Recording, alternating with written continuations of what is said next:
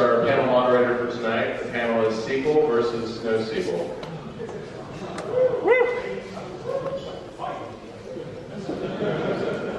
We did interleave them if you've read the bios there. All right, so thanks for coming. I wish there was alcohol here. This is kind of like a lightning talk, but really good to have everybody come here first, especially these four gentlemen. Robert did. I'd like to introduce the board first. I'll have them each give just a little stick to their background. It's Robert Treat. He's the lead DB architect on ETI. Mike Malone, I don't know if you saw this talk a moment ago. It's really good. Infrastructure engineer from Simple Geo. Next we have Baron Schwartz, who's the VP of Consulting for Kona. And then finally, last but not least, is Justin Sheehy, the CPO of Ashton. So, gentlemen, could you each give a brief introduction, a bit of background on why you are up here, and your thoughts initially on the versus part of SQL versus NoSQL?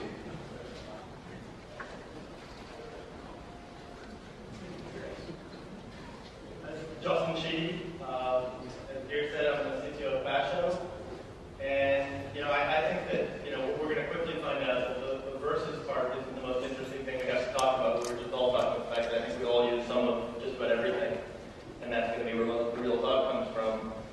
And my background is in distributed systems, from Akamai, from working for the federal government, and a few other domains. And I've been just finding it fascinating the past day or two. So many people are here, not only my fellow panel members, but the other people that are doing fantastic new things with data systems. Not just NoSQL or whatever you want to call it, but the fantastic things people are doing with the systems that they've had for the past 20 years.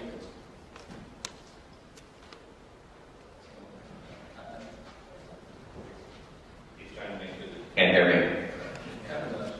So I'm Baron Schwartz. My title has actually changed. I'm not the VP of Consulting at Percona anymore. I am now the Chief Performance Architect. We hired someone else to do the VP of Consulting role, which thrills me because I get to do more cool technical stuff. Justin just stole my line. I was going to say I don't really want to talk about versus. I'd much rather talk about what cool things people are doing because there's a lot of cool work that's being done out there, a lot of useful tools that are being built. I think that some of them are being built by folks who demonstrably have no experience doing what they're trying to do. And that's actually...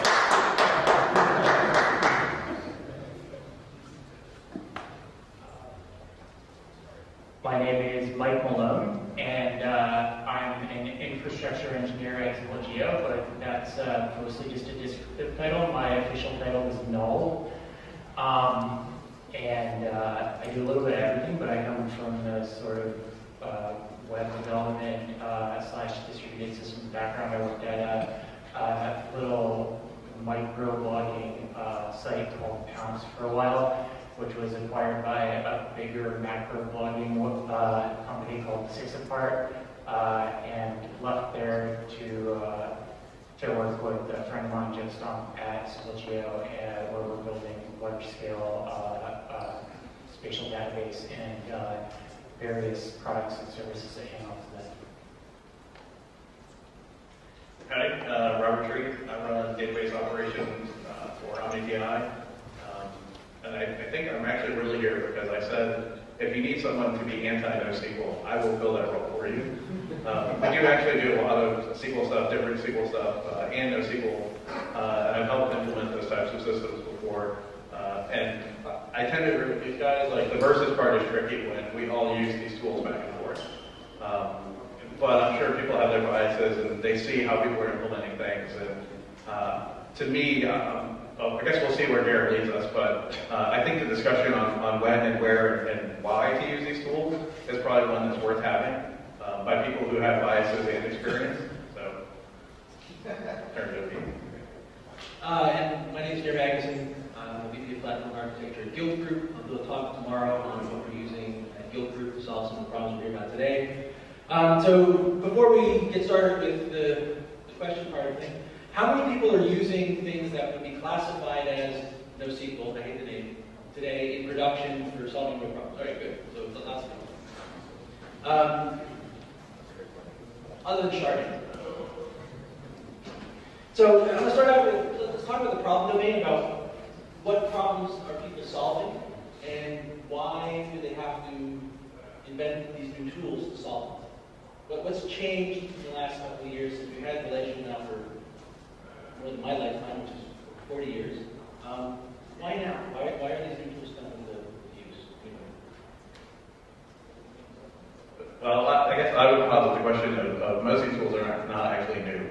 Right? It's a re-implementation of old technology that failed commercially, and open source has given them the chance to sort of be brought about. Right? If you look at like PIC or other databases from back in the day, most of these systems aren't really new. If you go back far enough, you'll find something that's an implementation. So open source really sort of gives the option of we can use these systems and people have the ability to take them where they want to try them instead.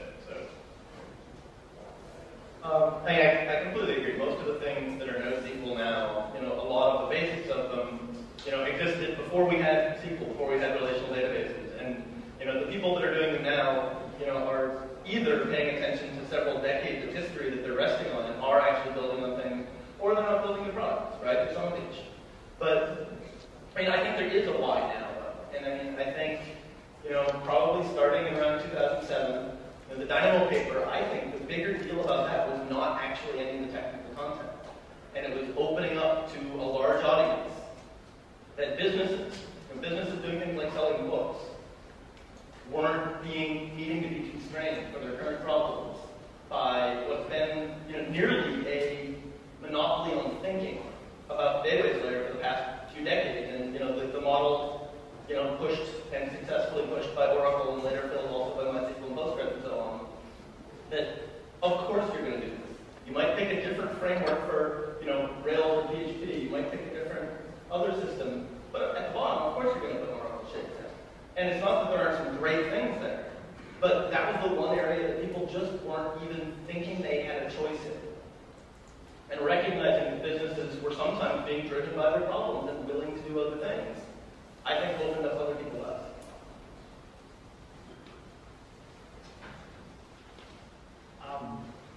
I guess I'll play a little bit of I guess, and say that it's easy to say these are entirely re-implementations of old ideas.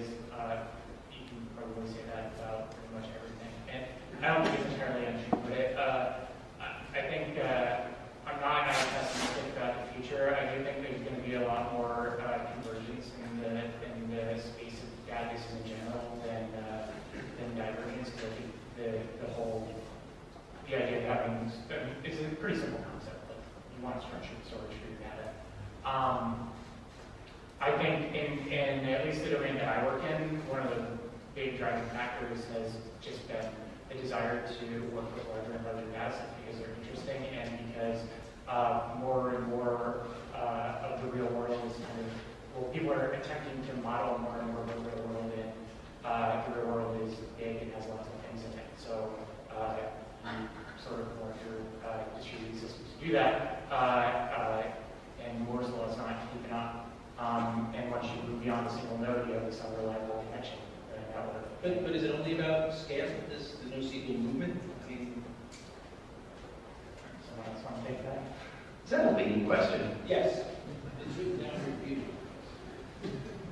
No, it's not about scale, it's about fit. I want to, people talk about this NoSQL, this non-relational, this non-ACID, this base, this whatever. Bad. We've seen it before, here comes another bad. Well, it's a good thing to remember that the relational stuff is actually a fad too. If you really think about the history of the relational movement, which started before I was born, to be honest. But if you look at it, it became something that was well understood, was well studied. It's clean and elegant mathematically, right?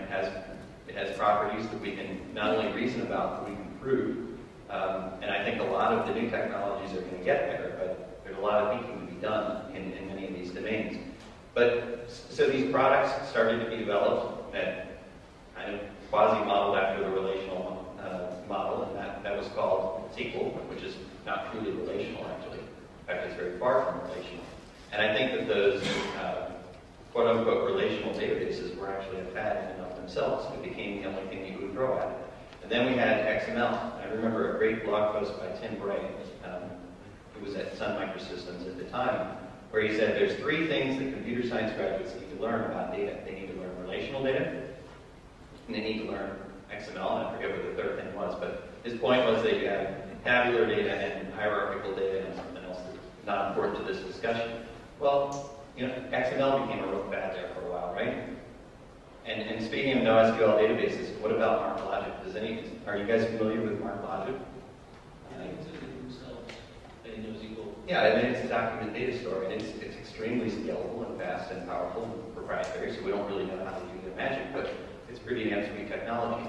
So there's a lot of sweet technology out there, but my point was that we're kind of coming off one fad, and maybe everything gets a little bit overhyped in the beginning, but generally we're going to probably get back to some sort of balance. So to your question, no, it's not just about scale, it's about fit for the problem.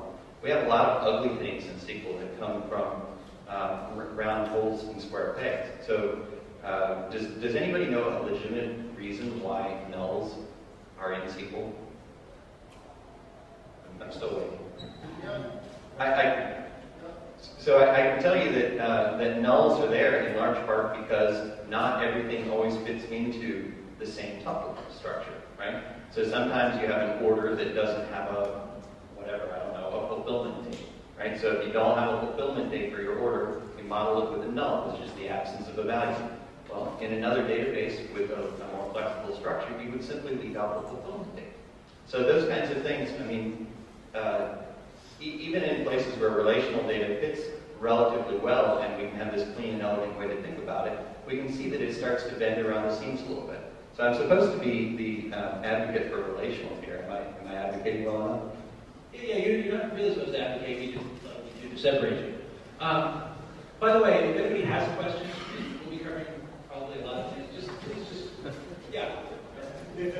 Well, this is not a question because I'm a neophyte and I'm interested in the response from the panel. Maybe it's related to the topic, I'm not sure myself. But I first became aware of this so-called NoSQL, or I think it's now under that heading, several years ago. I think it was from a publication by Google, probably on the web. And the basic point I got away with was that most of the world's data, just like COBOL, most of the world's code, is non-relational. And if you think about it, this sort of fits so great, yes, with Google's approach to the universe, which is they don't really do databases in the conventional relational sense. They're not on the same scale as, for example, Amazon does. Therefore, you can imagine that this would certainly get their interest. And on the other hand, they do funnel huge amounts of data, which is not relational. So I can understand kind of why that would have a confluence there. And that seemed to me to be another, or at least a kick-off point where I came to the realization, yes, that Larry Ellison's in trouble, but the world is not going to be fully relational. It's not now, but it never will be. So, comment. Okay, so let's move on to your experience. Wait! All right. But you have to be quicker. I'll even ask a question. To be honest, I thought you were just stating a comment. No, Right, I thought it was an acknowledgement of what they... I made a statement about what I thought was happening and where NoSQL came from, and I'm looking for a response from the panel. Am I completely out of line? Did I miss something? Fully agree, sir. Most of the world's You're data is not absolutely right. relational. What is your position? Okay, so we will be covering this as we trace the history of this. So you have a question back I there? do. So one is, I'm not sure that I understand how we can honestly say to ourselves that NoSQL is nothing new. I think that's similar to saying when cars arrived, it was nothing new because we already had engines and we already had carts. So the car is really no different from a cart with an engine. But I think it's pretty clear that it is. So I'd love to hear how the fact that pieces existed implies that the assemblage of them is not an interesting new artifact. That's one. And number two, I think that lumping all these NoSQL things together is a really bad idea because there are really two categories. There's the stuff that's focused on scaling, and then there's some stuff that's focused purely on data model and not at all on scaling.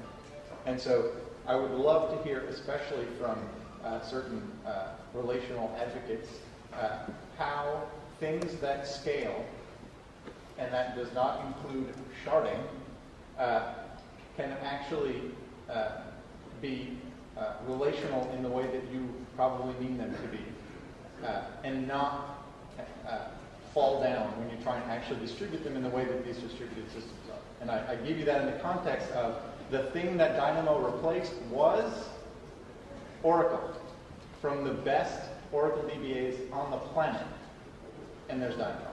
So those are my 2 questions. I'll take it one because it seems easy. Right? Do you really think key value pair storage is new? I mean, Do you really? Right? Are you actually asserting that Dynamo is just a key value storage? No, but you said how is it that we have all these new things and we think that they're old technology, right? And so you're key saying value the pairs data are model technology. means that it's not new. Key value pairs are technology. It's a new implementation. Yes. model is old. Yeah. The implementation, I think, is new. So we have to, And presumably better as well, right? I mean, I wouldn't claim to be a big expert, but I would say doing key value pair is not a new thing, right? So now you're going to take that implementation and use it in a new way. But that's Make not an new products, implementation. yes. That's not an implementation. That's a data model. Yeah, I think, like, so Ben has worked on Cassandra, and that's who was just speaking, and I use Cassandra. So the concept of the key value store may not be new, but the combination of a distributed key value store that does a lot of structured merge and has this multi-tiered data model that is partially row-based and partially column-based, and has a pluggable partition model, and does various sorts of consistency things, and can do forum reads and forum writes, and auto repairs via verbal trees, and like there are a lot of things that go into Cassandra that like separately have existed, but I think in a complete package, as far as I know, haven't before. And I mean, I think that the other question actually raises one of the issues here, right? Which is that there's exploration going on in data models, and in how to make things scale, and in how to make things more available. And in the one sense, there's lots of old art here, and people are actually, in some cases, finally rediscovering things that have been around for decades. But that doesn't mean we're just picking up the old things and using the old things, right? People are picking up things that have been developed over the past several decades and building new things out of them. I think that the car analogy is pretty good, because you see exploration. You get some systems that are all about scaling, like Ben said, but that are pushing the envelope on what people want to do in their data store with their data model. And in other cases, like with locality graphing and other things like that, people are figuring out how to take research that's been around for a while and fit it into these other pieces. So I mean, if anything, I think what's going on, and what the biggest thing sort of capturing this whole idea of what's going on with NoSQL, is people actually exploring, right? Instead of just trying to take the systems we've been using for the past couple decades and figure out how to make them a little faster, figure out how to make them fail a little less painfully, people are actually trying to do brand new things. And the better case of that is trying to do it using old existing art to stand on. So, in working with these systems, and you all have done it to some degree on different sides, and do it with different styles. What's been your experience in the kinds of problems and how you approach using this technology to solve the problem? For example, a lot of these NoSQL systems lose consistency, right? You have this concept of eventual consistency. How does that change how you approach your applications or design and architecture?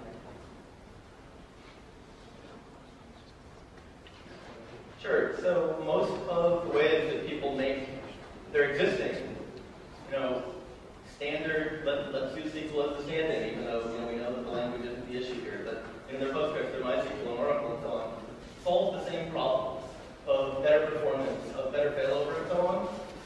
Often end up being all about eventual consistency by putting memcache in front of their database, or by using log shipping for more effective asynchronous replication. And so a lot of the standard practices that people use already, if they're not looking at NoSQL, if they're using Postgres, if they're using MySQL, the ways that they make that perform adequately for availability, for scale, for speed, there's also eventual consistency. And so I actually don't think that having eventual consistency is new to this NoSQL movement. I think if anything, what's new is that some of these systems let you actually observe it and understand it and measure it. And that's really hard with some of those other forms of eventual consistency. It's about exposing it and letting you manage dimensional consistency that you were going to introduce anyway?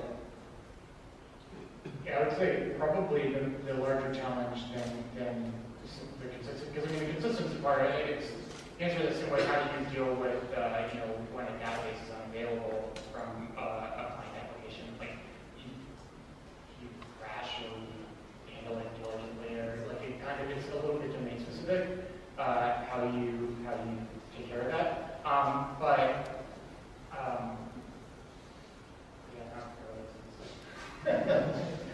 ahead. Yeah, I mean, I guess I think this is sort of a repeat is that in my mind, when I look at this, I don't actually really approach it all that differently necessarily, right? The tools, a lot of times they've chosen the trade-offs that you're willing to make, right? And so if you're willing to make those trade-offs, you can pick a tool that has been designed with those trade-offs in mind, right? And that's usually not an RDBMS. It's designed with its set of trade-offs. And a lot of times it allows you to loosen those trade-offs, and you can get farther if you do that. But that involves your own code or something else. But if you look at the sort of the base idea of, I need to know what's going to happen when it crashes, right? I need to know, how do I fail over? I need to know when this node goes down, do I get it back or not, right? Or is there possibly data on there that is gone and gone forever, right? And how does my app deal with that? And that you have those problems with relational databases. They make some of those things easier, right? At least in theory. So if your Postgres crashes and it comes back up, you feel pretty confident that you didn't actually lose any data, right? But you made that trade-off. And you can actually change Postgres so that you can crash it and lose data, right? So it's not like you don't have that option, just normally you don't run it that way. But that's where the NoSQL ones are saying, like, you know what, I'll assume that you have two nodes, because you're probably going to have two nodes anyways, and you're already doing that. So with that trade-off, I can now make some optimizations in these other areas.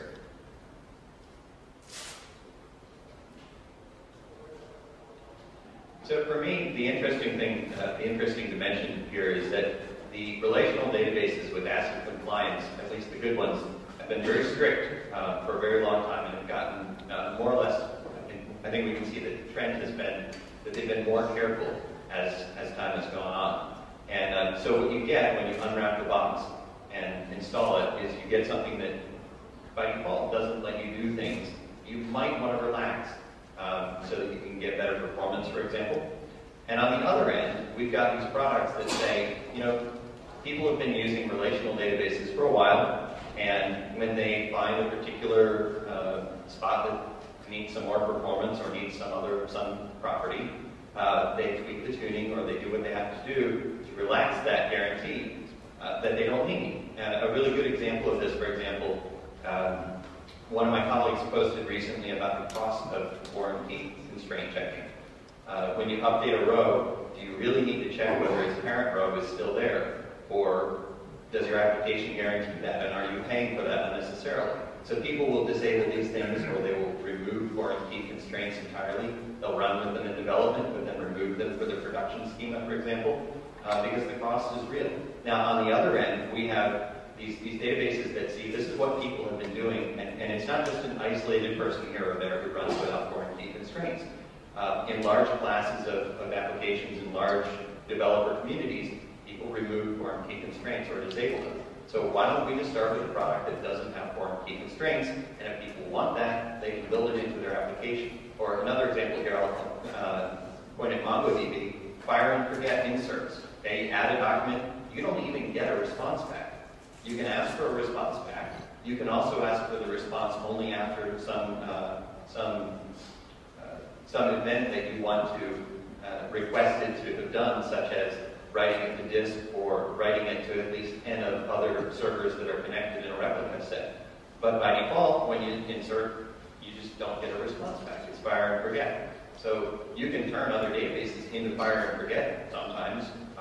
Sometimes the wired protocol doesn't even allow you to do that. But MongoDB starts there and says if you want more guarantees, if you want more knowledge about whether your data really made it somewhere or not, then you got to say that. But by default, we're just going to, you're going to go on and do your work as though this right was permanent. Right, and that might be, I think, maybe a side effect of design, maybe. But I was trying to hint at something a little more subtle, which is if you look at, I think, what's it, Amazon SimpleDB, where you can do a write and then do a read, and the read will succeed without any problem, but it may not have gotten the data you just wrote. Right, which is a lot different than I did a write, I do a read my database account. Right? There's a failure condition, and yes, you'll be eventually consistent in the sense that your database is back up and it is consistent. So I'd like to actually dispel that myth, because most of the systems that use things like quorum, reads and writes, and so on, What is document? they've also documented and make sure you never see what you described. Just like the same is true of a lot of the other systems, React, Cassandra, Voldemort. It's really well known how to get the kind of consistency you were asking for just now, which is usually called read your writes consistency. And with all the quorum-based systems, I mean, the really short version, I'll do the math because it's short, right? If you have n replicas of something, the usual terms here to say that your write request, you ask it to go to at least W. Your read request, you ask it to come from at least R. And you just fill in those variables with your constraints, what you need from an availability point of view.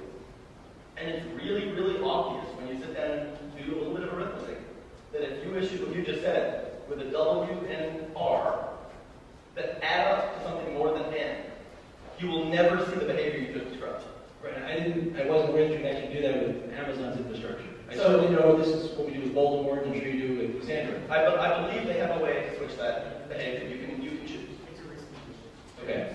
But so this is bubbling up. Does this stuff in your experience bubble up into the application layer? The application programs have to think about this. Like, what are the pitfalls in a system like this? It doesn't matter. They can if they want to. So with adjustable consistency levels, if I need, fire and forget writes, and I don't care if it gets there, then I probably don't care if I'm gonna read it the next time I read it. If I need a stronger consistency guarantee, then a lot of these systems offer adjustable consistency levels where you can say, don't acknowledge my write until it's gotten to this many nodes, and don't acknowledge my read until you've collected it from this many nodes, and you can get stronger consistency guarantees. But typically, it allows you to make that decision with more granularity. So if you're reading from a key that is that you might have been modified by the user who's currently using the application, then you might read the higher consistency level. If you're reading a key that could not have possibly been written by the user who's currently logged in, then you might read the lower consistency level because you don't necessarily need the most recent version. So yes, they need to think about it. Well, so not entirely. You could, with Cassandra, for instance, always use consistency level all for all of your writes and all of your reads, and it will always go to wherever your replication factor is, say, 3 nodes, and you'll never get a response until all 3 have responded, and you'll always get a consistent read. Fair enough. So moving on this a little bit. One of my understandings of why the object databases didn't do so well commercially was really about sort of momentum and tooling in and around the relational world. This may be true. In terms of the development tools for programmers, right? So aiming toward, not described clearly, but your average corporate enterprise developer. Do you see tooling coming out for them to make their job easy, to make it something they can trust, something their management can do? I think yes, but it's early. We're starting to see some of that for some of these systems now. I know that some people have done early releases of very traditional developer tools for managing their databases from different domains. Some have done work for Cassandra, some have done work for React. I'm pretty sure there's some for some of the other NoSQL databases. I think we're just at a point where that stuff is going to keep emerging. But I do think that the tooling has to follow not just the existence of the technology, but what the patterns are, what the usage models are, right? The whole point of that tooling, if it's going to be really valuable to people, is that it should do something for them other than just be a window, right? And so it has to actually be built with some understanding of how people use their systems. And we're still at an early enough point that it's unsurprising that there's not a lot here, but we are starting to see it. So if you're asking whether there's a Microsoft Visual Studio integration with IntelliSense, nobody ever got fired for buying Microsoft developers. tools, right? Because they're actually really nice. I don't know how many of you, anybody? It's been a long time, but it was nice even years ago, right? Visual Studio is a pretty nice product to develop in. So, and yes, I'm an open source channel. So no, there's nothing out there like that. And there's two crucial areas, three, let me make this three crucial areas where we really need good tools for whatever we choose to put in our enterprise. One is development tools. Second is operational tools to manage and manipulate our assets. And then the third is monitoring. And in monitoring, I'm going to include gathering historical metrics. I might go a little bit farther and add good backup tools, but I would also say that if you can't use existing backup tools, something that's so specialized that you can't do a good backup with the tools that your operating system provides you, then you need to think hard about that. There needs to be a good way to do backups and restores. But yeah, those developer and operational and monitoring tools are crucial. We talked about backups a lot last night, and I have 2 real-time backups of all of my Cassandra data. That's up to date right now. But address the question about like infrastructure. So I think there's a ton of it's an integer sort of ecosystem, but there is a ton of stuff that's happening and things are moving fast and React, Mongo, these support companies are springing up. There's also a ton of around Cassandra. Speaking to the Microsoft point, Microsoft acquired PowerSet largely because of the HBase developers that were there because they wanted them for gaming. So I mean, there's certainly sort of an acknowledgement, even from the more enterprise. I mean, I actually spoke at Oracle to their R&D people on NoSQL, so they're more than aware of the existence of these things and the hype around them, and Oracle wants to take advantage of them of that hype and make money off of it as much as anybody else. So. If I could jump in, I agree with all these different kinds of tools you were just talking about, but I think the urgency around those different categories is very different. And for instance, I think we can afford to be really immature on the developer tools right now, right? Because people that are picking these things up right now are doing it because they were trying to solve some problem and were already willing to be a little bit outside the box. But when it comes to things like being able to monitor your systems in operation, being able to do backups, and so on, I think that we're not, we don't see as much of big established companies being willing to put this on their production revenue connecting sites without that. And that's why you do see for some of these systems, again, lumping all these NoSQL things together, gets really awkward because there's an outlier for any category. But I mean, from my point of view, I don't think a database that can't ever guarantee durability is in a database. I don't think a database that you can't back up is a database. And that's just like the way I think about that particular term.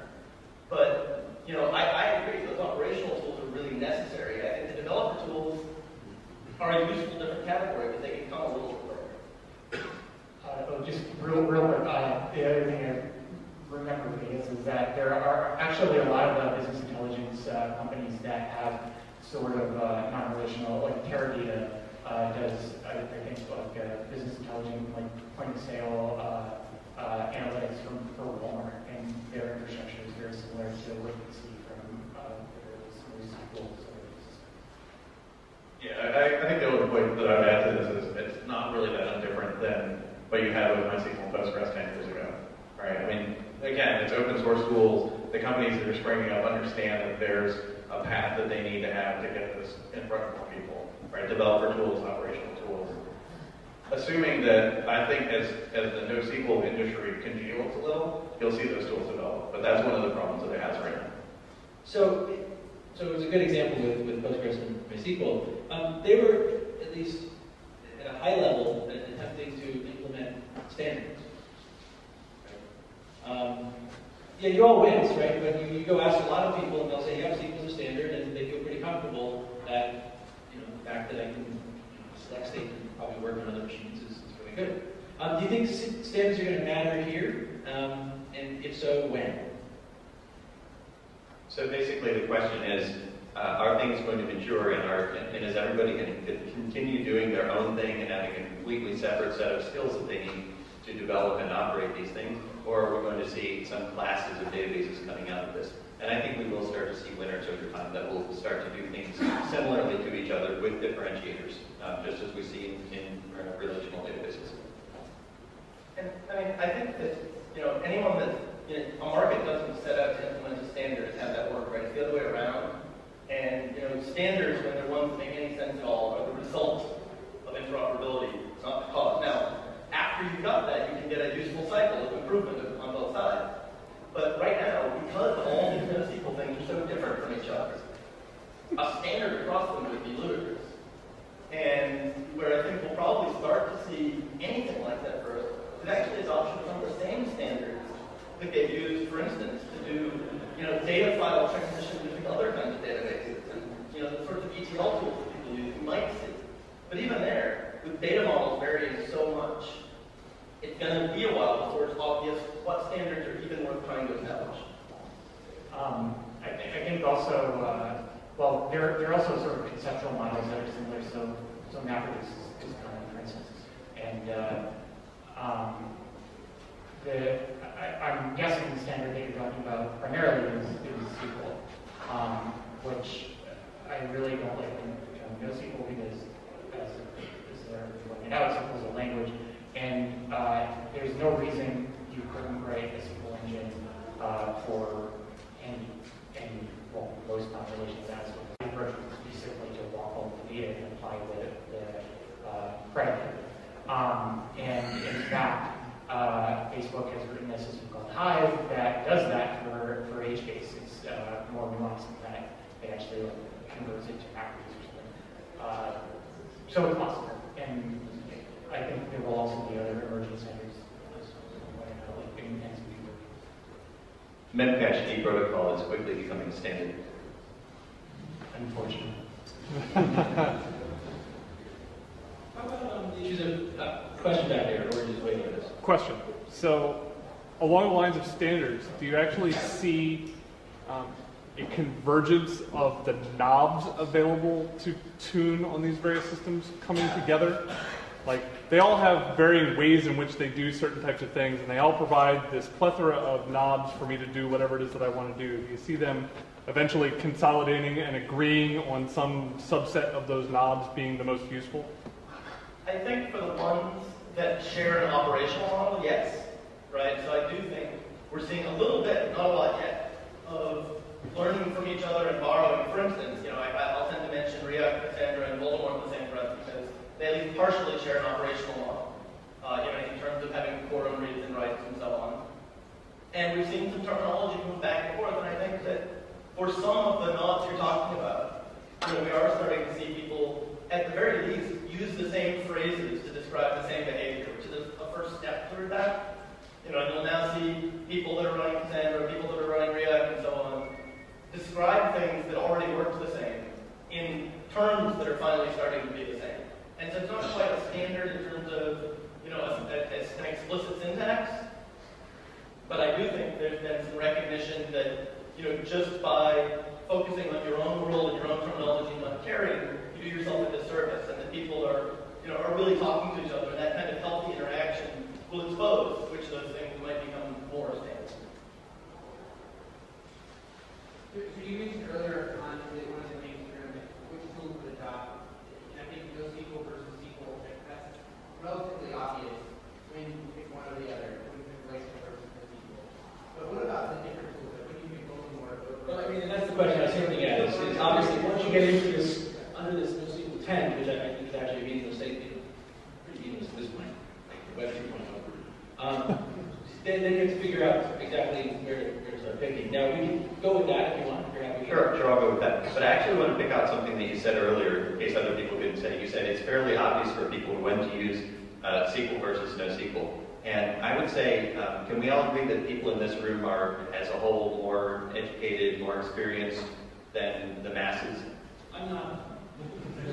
Right, you're not included in the whole. I mean, seriously, this is a pretty impressive group of minds here. And when I go and talk to people, what I generally find find is that they're choosing the wrong technology for the wrong reasons. I would say about 80% of cases, something like that. And that's not to bash at any particular technology, but I would say it's far from obvious when people don't have much experience what is the best tool for the job.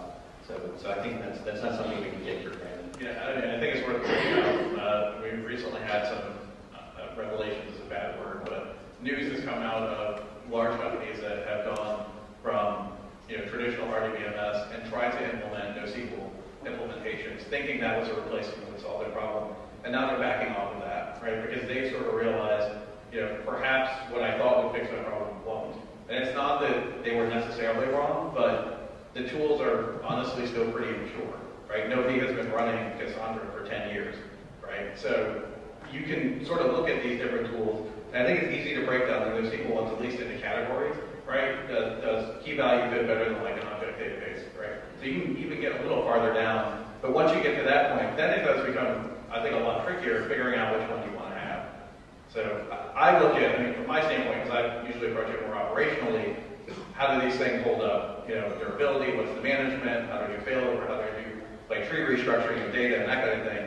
And some of the tools are pretty immature for that because the people who developed them didn't have that problem, right? And they haven't turned into general purpose tools. They're still sort of specific tools, and now the next guy's coming along trying to make it a little more general, right? So, I don't have a great answer on how do you pick which key value is the best one. I probably would pick whichever one's the Apache licensed one, but that's probably not a really great answer. But I think, the question is a really important one because people really don't, think too much or have heard too much about the differences. I've seen people ask questions like, so I'm going to use NoSQL for this. Can you help me decide between Mongo and Bullhorn? Right? And those two things, it would be hard to build two more different data management systems. They should use an RDBMS. And in fact, that's my point. Like, that person doesn't actually know that they should have just used Postgres. So, the first step here is, using anything just because it's a trend is dangerous. And, if you aren't solving a real problem by doing this, use what you know. If you have a problem that drives you to do something else, then I think there is a way to answer the question you're asking. I think that the first way to break it down is that there's really two axes. And first you need to look at the data model, which is really being informed by your developers and your application, and which of the various systems out there, SQL or NoSQL or whatever, will be a natural enough fit to what you're building that you're not going to have to bend over backwards to fit it. And then the other axis is operational models. Are you picking something because of stable backup tools, because of easy scaling out, because of manageable high availability? Do you not care? Are you going to scale up and will you be fine with something that runs on one machine? And that operational model is not usually driven by your developers thinking about the app works, but is driven by how you're going to run the business around that application. And if you answer those two questions, what data models can I deal with, and what operational models do I need, it should narrow the field a lot. And it'll often include things from both of the sort of categories we're in here. But it'll almost certainly rule out some things too. And then beyond that, you have to investigate details that are going to be really specific to you. So if you have the right tool for the job, how do you know you've got the wrong tool for the job? If you assume that people are going to do the wrong thing, at what point do they realize they've got the wrong tool for the job, and what are the symptoms for these various systems where you realize you've gone down the wrong path? Yeah, so the question was, how do you know you've gone down the wrong path when you choose one of these tools? You're building a system, how do you know you have the wrong tool? It hurts. Either you got it as a fit into the database, or there's some operational issue that you can't deal with, or you can't find engineers who understand what the problem is, or you can't find support, or the community isn't helping you, or there are dozens of answers. But you run into a problem, and it's kind of a constant analysis of what are the benefits of this and what are the costs, and those costs can be just learning curve and just simple things. I think there are lots of valid, very straightforward concerns that people think are you pick that they're not.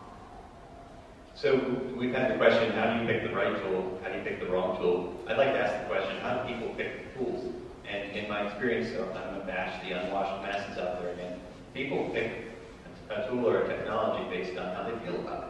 Not on its technical merits, not on its business merits. They pick a tool that makes them feel good, right? And I've had this sort of theory of mine for a while. Perhaps I'm now a biased observer, but I've had it empirically verified many times. Yeah, I mean, I guess just to add data to that, right, anecdotal data that'll prove it. As a person that's worked in the Postgres community for a long time, we certainly watched the trials and tribulations of MySQL, right? And you have two pretty similar products, but a constant influx of MySQL users into the Postgres community based on whatever is the current, tribulation of the day, right? Certainly, the biggest one being now that it's owned by Oracle, there's a heck of a lot of people that don't think MySQL is a good solution anymore, right? And who owns the solution might have an impact on you. Technologically, probably doesn't if you're already running MySQL, but philosophically might. And so if you're moving for those reasons, it is, how do you feel about that, right? You don't want to use it because it's owned by Larry and Larry closes schools, and so that's bad, right? So you pick something else. But I think there's also a really concrete aspect, right? There's cost, and how much is it costing in people time, not just money and servers and licenses. How much does it hurt to use what you're using, right? And that hurt can come in a lot of ways. It can come from having to be, up every night babysitting the system that you're the only guy that knows how to run.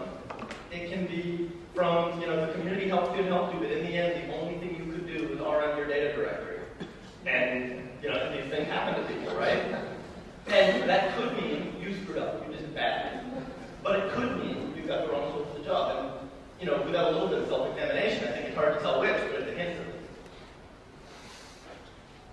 So, we have a couple minutes left. Go ahead. Yeah, I have a question about trying to maybe start a fight. We talked a lot about the semantics of them and the operations of them, but like Aaron said, a lot of people choose them because they make them happy. And we see a lot of engineers, web engineers, choosing the systems because they either have an aversion to structured data models where they don't want the pain of rolling new schema changes out in the database. And instead they choose a document model database because they can just jam whatever crap they want in there. And do you think that's a good thing? I mean, there are pain in both of them, right? I mean, you can jam your crap in there, but you can't read your old crap unless you plan for it. And if you spent the effort to plan for it, you could have easily done the schema updates. So is pain early or pain later better? So I've actually heard a couple people try to rebrand this NoSQL stuff as no plan. And so, I think that the funny thing is the person who first said that to me actually meant that in the sense that you could get away with having less of a plan for what you're talking about, Dave. And that, and I'm of two minds on that. On the one hand, I'll advise someone every time, think hard about your data model. Plan what your data is going to be like. Data modeling is something you should do no matter whether you have tables or key value or column sort or whatever.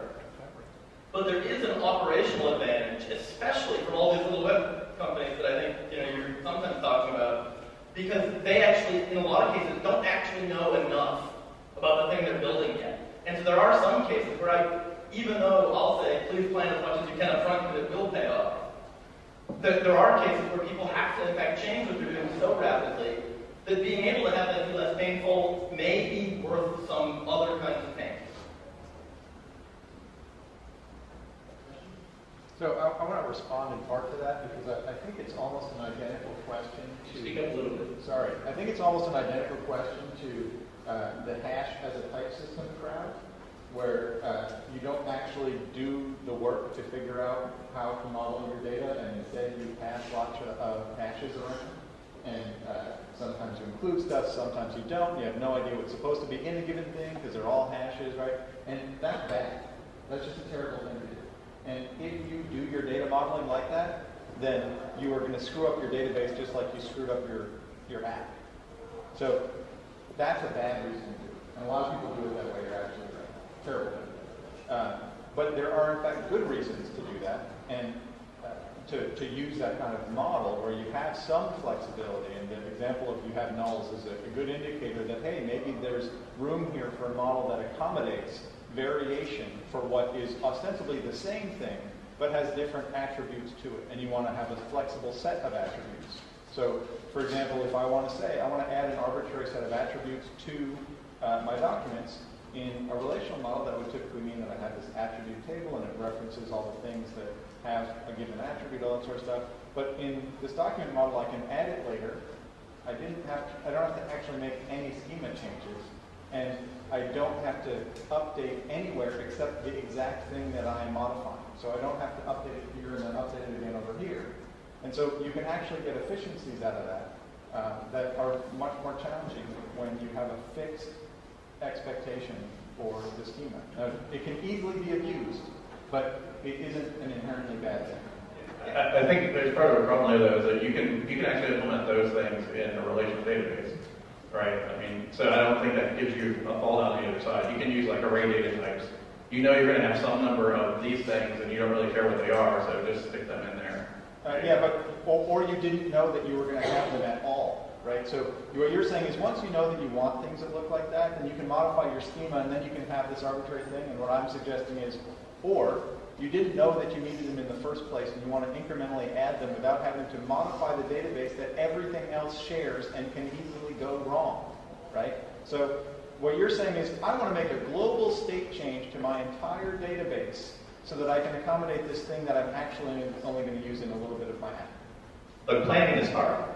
Yeah. So when people are planning what technology to use and planning what billing system to use and planning what features their application is going to have and planning where they're going to get funding, you have to throw some decisions out the window. You have to say, I'm going to do this, and if it's wrong, later I'll reconsider. My last employer before I started working with this consulting company told me later on in confidence that he had thought all along that he was going to have to throw out MySQL and use Oracle. He thought, I'm just going to get off the ground with MySQL. Well, we took it pretty darn far. Yeah. Still taking it pretty darn far, right? So what I said earlier about people choosing things based on how they feel about them, I think at the end of the day, it's not a bad way to choose technologies. And if you don't know what to think about something, I would say get some expert help and see if you can get better advice on that. But it's impossible to plan everything in advance. All right, so we're getting to the top of the hour. We're going to sort of close this out, and we can take some questions as long as people want. We have a whole page here which we're going to converge to. One real question is, where is this headed?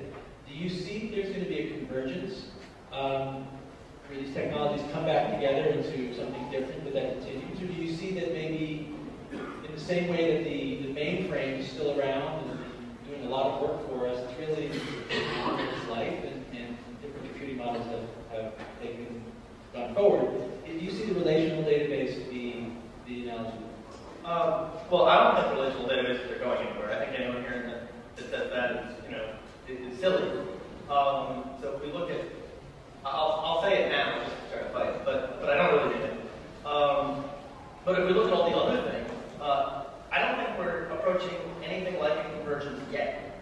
I think it's going to be messy for a while because I think there's a ton of exploration going on. There's a ton of people trying to figure out how to solve their problem. Doing things like what Mike is doing, just taking someone else's NoSQL system that solves someone else's set of problems and mucking around inside it to solve a new set of problems. And all of that experimentation is great.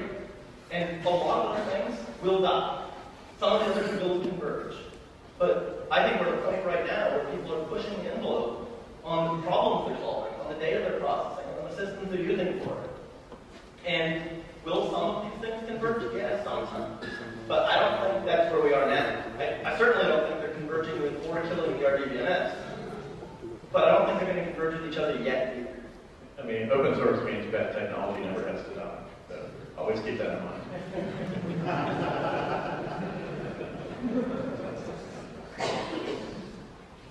I think there's definitely going to be more, there's going to be more tooling around the non-traditional databases that exist now. There are techniques that are tried and true and map well, stuff like various indexing techniques that they're kind of on the roadmap for a lot of these data stores, and these haven't been kind of fully developed yet. And once you have an index, then you're going to want a query mechanism, and it's going to look an awful lot like a predicate clause that exists in SQL, and like, you know, there's just some natural ways that people kind of look at data and want to retrieve data, and you know, it's like search and query sort of semantics are gonna exist, and there's like the relational community, I suppose, has been grumbling about like, oh, you can relax consistency in these databases too, and look at all the other great stuff we have. And I don't know enough about those communities and the low-level details of implementations to know if it's actually going to happen or if anyone cares to make it happen. But I think there will be probably not how to answer, but I think there's room for like specialized databases like Res and Memcache, and I think there will be general purpose tools that will probably converge. Do you think that the development and innovation will continue around the relation, or do you think that that model will improve? I think it's alive and well. There are people doing real database research that's relevant to both things people are doing in NoSQL and things people are doing with, you know, the standard, you know, table model databases today, right? I mean, database research, there's a lot of it, right? It's a pretty live field, and I'm not talking now about people that use these things, figuring out how to use them better. I'm talking about the techniques that let us do them better. And if there is any convergence, it's people starting to converge more on which of that actual work, you know, the academic understanding of what we can do, that people share and that people learn from. And so I think, you know, there are some things that underpin many of the relational databases that are underused in the NoSQL community, that are underappreciated. And vice versa. I think there may be some convergence in those underlying academic elements that let us build databases in the first place. That's it. I want to thank you, gentlemen, and start taking some questions. Are there NoSQL projects that have already pretty much had their day in the sun and are no longer considered? Because the things you mentioned, I don't mention because they're big projects or because they're widely used. Yeah, there's my ISAM.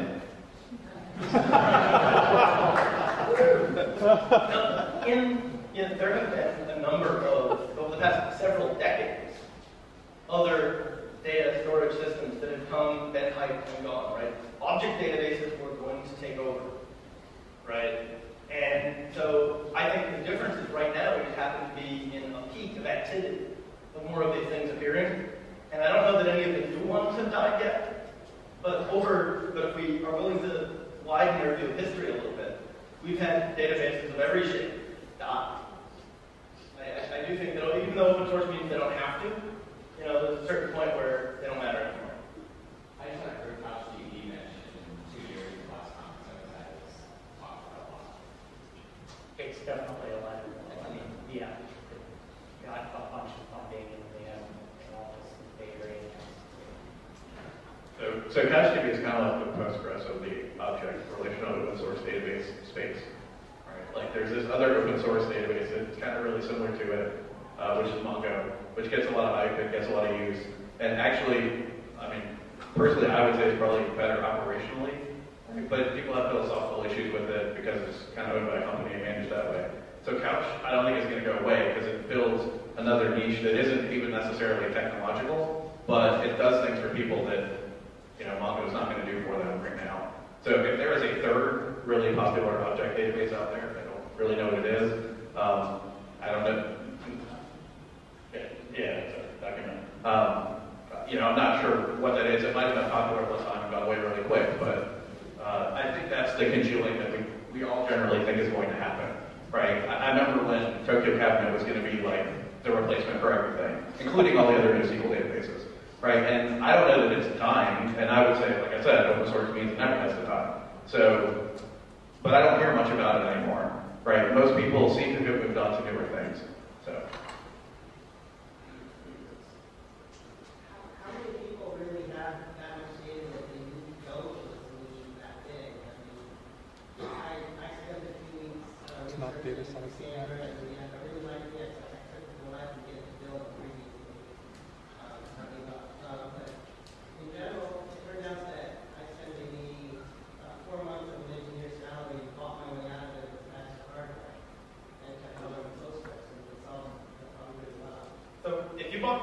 developer and Postgres is solving your problems, then please keep solving those problems that way. But I don't think it's just about being too big. One of the reasons that I've seen some folks using some of the things of that style, including Ria, are, when it comes to the size aspect, it's relative to the way you want to spend your money. And so the systems like Ria that have that sort of incremental scaling, sometimes it's about not wanting to do something that works just fine, but that might not be your preferred cost structure, which is buy a much bigger machine as soon as you cross the threshold. And being able to incrementally manage the size of your data is appealing to some people. And so for some people, the big data aspect isn't really about absolute size. It's about being able to think about their data systems growing along with their data instead of in much bigger chunks. I mean, in our case at Guild, we're not big data in any way, shape, or form. And we use Project Voldemort for availability. That was a very simple way for us to get a system that we knew could be up for order processing and shopping. Right? So it wasn't about lots of data. It was about, I really want to be able to walk in my data center and shoot things and not have to worry. If you're interested in Awake at 10 o'clock tomorrow, I'll cover it in the talk.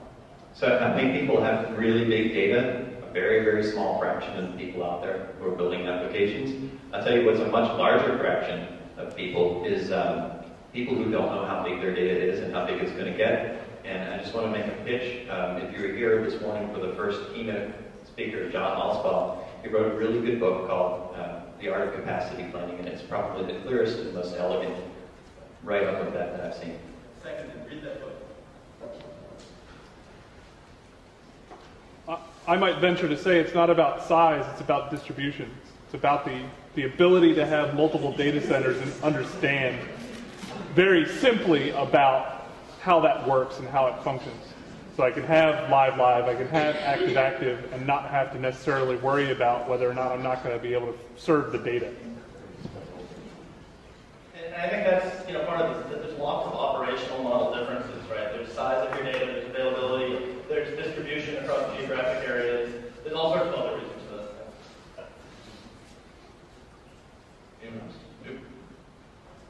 Are you seeing any parallels or indications that this move's style is comparable to the way relational databases have matured over time? Discussion that gets started with where we are today and maturity. Are there comparisons? Are we somewhere in that landscape? All databases, relational or not, go through a somewhat similar life cycle. They start out with things like no guarantees about this and that and the other, and then somebody says, I need the other.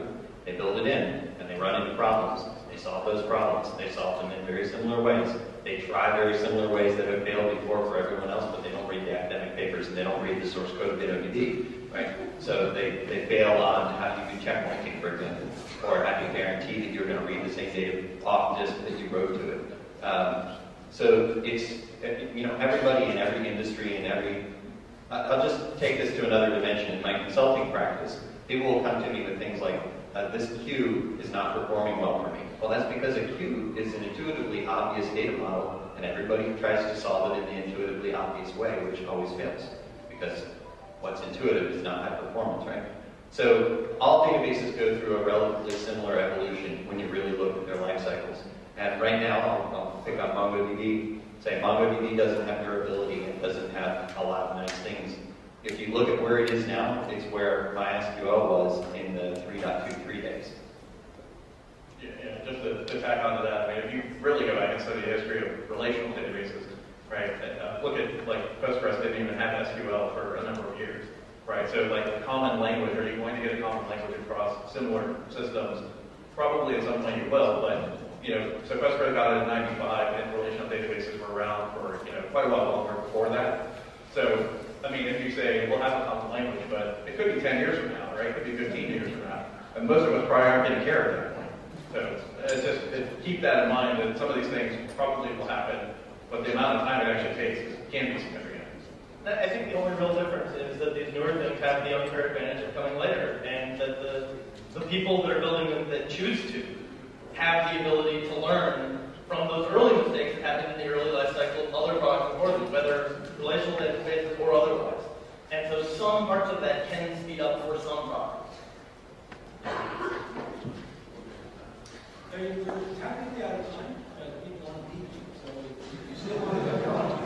Others are going to follow, they're going to block. We have an event upstairs, vaccine, so I guess. That's adult beverages, so. All right, well, thanks everybody, and thank you guys.